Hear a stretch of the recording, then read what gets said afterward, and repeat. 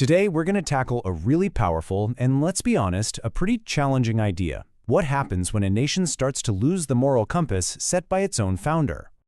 Assalamu alaikum and a very warm welcome back. It is so great to have you with us again.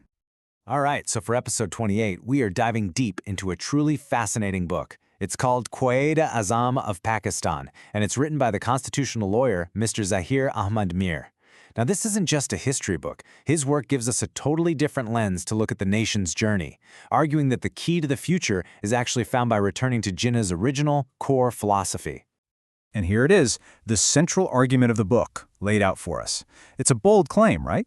The author suggests that Pakistan's biggest challenges aren't really about economics or outside forces. No, he says the decline started from the inside.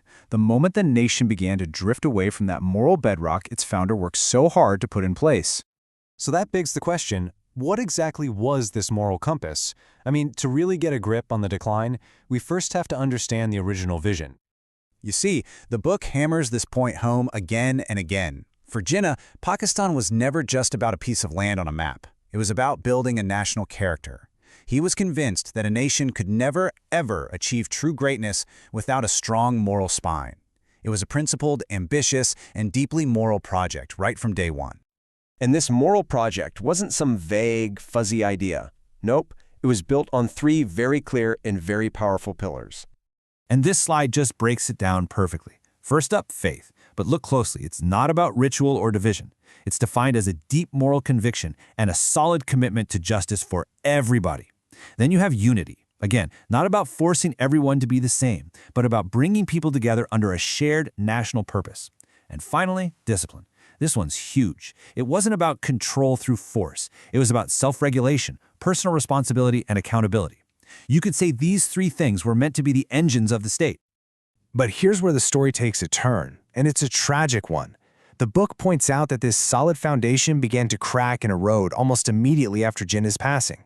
This was a major turning point in the nation's path. Wow, I mean, the contrast on this slide really says it all, doesn't it?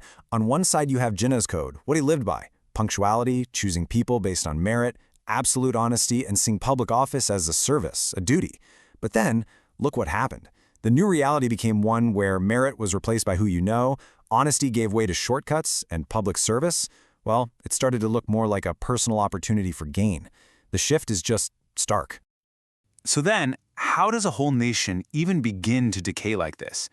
The author makes a really fascinating point. It's not some single dramatic event. It's something much quieter. And this right here, this might just be the most important takeaway from the entire analysis. A nation's character, its soul, isn't lost in some grand battle or in a high-level government meeting. It's lost in the small things. It's lost in the traffic jam when discipline fails. It's lost in the office when a shortcut is taken instead of the honest path. It's lost in all those little daily moral compromises that, over time, just add up. That grand decline we talk about, it's really just the sum of millions of tiny individual failures. Which of course leaves us with this final and I think critical question. A question for all of us to reflect on. When you look at the world today, right now, how much does a leader's personal and public moral compass really matter for the long-term health and success of a nation? It's definitely something worth thinking about. Thank you for joining us. Today, we're going to dive into some really stark arguments from Zaheer Ahmad Meer's book, Quaid-e-Azam of Pakistan. We're going to explore this journey from a powerful founding vision to a much more challenging reality. And it raises some pretty tough questions. Right off the bat, the book hits you with this line. It's so powerful because it immediately sets up this huge tension, right? You've got this clear foundational idea on one side and then a series of societal choices on the other. This isn't just a sentence. It's really the core conflict we're about to get into. So yeah, it's this fundamental clash, a vision versus a choice. The big question is, how does a roadmap that's all about unity end up leading to a place of division? Well, the source material lays out a pretty compelling and honestly a pretty sobering explanation for how it all happened. So where did the unraveling begin? According to the book, it started quietly, with the slow acceptance of corruption. This wasn't some big dramatic event. Think of it more like a slow, creeping decay that started to redefine the nation's character from the inside out. First, it kind of seeped in through the cracks, things like administrative negligence. Then, that was made worse amplified even by political hypocrisy. But the thing that really cemented it, according to the author, was the most powerful force of all: societal acceptance. And that's the real game changer here. And this is such a key point. The argument is that the real danger isn't the dishonest act itself.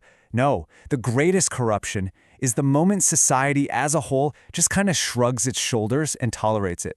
Because that's when dishonesty stops being just an act and starts becoming the culture. So once that foundation of integrity starts to erode, what's next?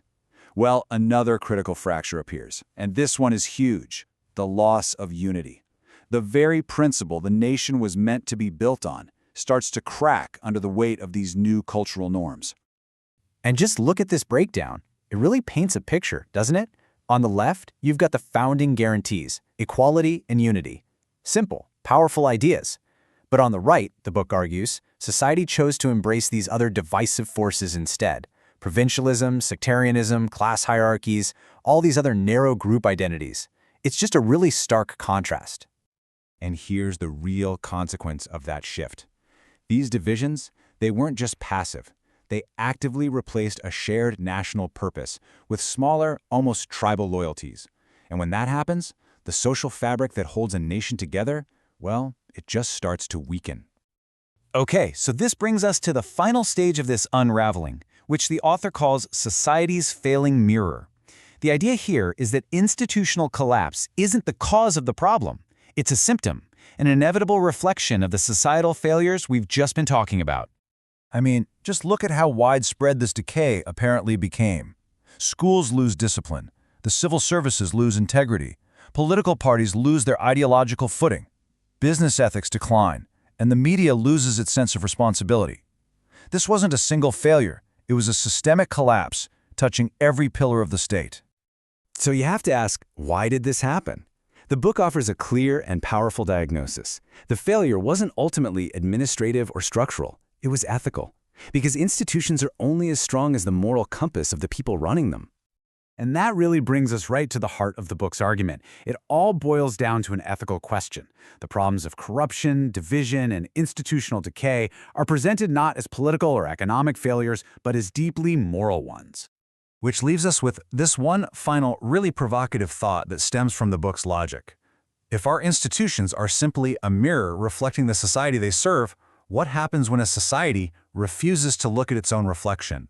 So what if the biggest problems a country faces have nothing to do with money or politics, but with something deeper? We're diving into a book by Zaheer Ahmad Meer called Quaid-e-Azam of Pakistan. And it makes a really provocative argument that the real crisis is a crisis of the moral compass. Let's get into it. I mean, think about it for a second. What really holds a country together? We always talk about a strong economy, a powerful army, a solid constitution. But the book we're looking at today says, hold on, and suggests that all those things come second to something much more fundamental. And here it is, the core idea in a nutshell. The crisis of Pakistan is not the crisis of resources, it is the crisis of morality. Wow, that's a huge claim, right? It completely reframes the entire debate. It suggests that while everyone's been focused on the wallet, the real problem is a decay in the national character. Okay, so a crisis of character. What does that actually mean for a whole country? The argument here is that a nation's moral foundation isn't just a nice, fluffy idea. Nope, it's the single most critical ingredient for its actual survival. Just look at this. You've got all the pillars we think of as holding up a state: the Constitution, the institutions, the army, the leadership. But they're crumbling. Why? Because according to this book, the foundation they're all built on, the moral strength of the people, has eroded. The point is, character isn't just a virtue, it's the ultimate form of national security. So, if morality is so vital, where did it all go wrong? How does a nation that was founded on such strong principles just lose its way? Well, the book argues it wasn't an accident. It was a sequence of events. The book lays it out like a set of dominoes. It started with a void in ethical leadership right after the founder. And without that strong moral guide at the top, well, the rule of law suddenly started to feel optional. That led to a breakdown in national discipline.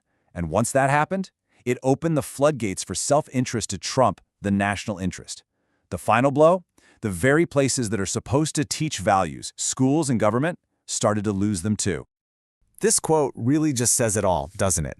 The economic problems, the infrastructure issues.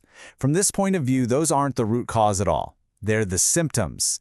The actual disease was the loss of values. That came first. The financial decay was just the inevitable result. And the book argues this isn't just about one country's story. It's a pattern, a kind of universal law that we see throughout history. When a nation loses its character, it starts losing its future. So what are the principles behind this law? First up, the most fundamental one. You can think of it like this. You can have the world's best blueprint for a skyscraper, but if you build it with weak, crumbling concrete, that thing is coming down. In this case, character is the concrete. Without it, any progress is built on really shaky ground. Then you've got discipline. Because character isn't just about what you believe in private, it's about what you do together, as a group. A society without discipline is like a crew team where everyone is just rowing in a different direction. You're not just going to lose the race, you're probably going to capsize. You need that collective effort to weather any storm. And finally, unity. See how these all connect? It's the character and the discipline that even make unity possible in the first place. Without it, you're just a bunch of people who happen to live in the same place. So the formula the book presents is pretty clear. Character builds discipline, and discipline allows for unity. Only then can a nation really thrive. Okay, so if that's the diagnosis of the problem, what's the cure? The book doesn't suggest some brand new, complex policy. Instead, it argues the way forward is actually the way back, a return to the powerful, simple principles that the nation was founded on. The blueprint for renewal is built on these 4 pillars, from Jinnah's own example. First, discipline, to get the collective work ethic back. Second, honesty, to restore trust. Third, unity, to overcome all the internal divisions. And finally, a clear moral purpose, to give the entire nation a reason to aim for greatness again. The book basically says this isn't just one option among many, it's the only real way back. And this is the final, crucial takeaway. Real, lasting change isn't something that's just passed as a law in Parliament. It has to come from a deep transformation inside the hearts of the people themselves. If the decline started with individuals, then the renewal has to start there too. It puts all the power and all the responsibility right back on the shoulders of the citizens. It's a challenging idea, and it leaves us all with one big question. Is the destiny of a nation truly written in its character?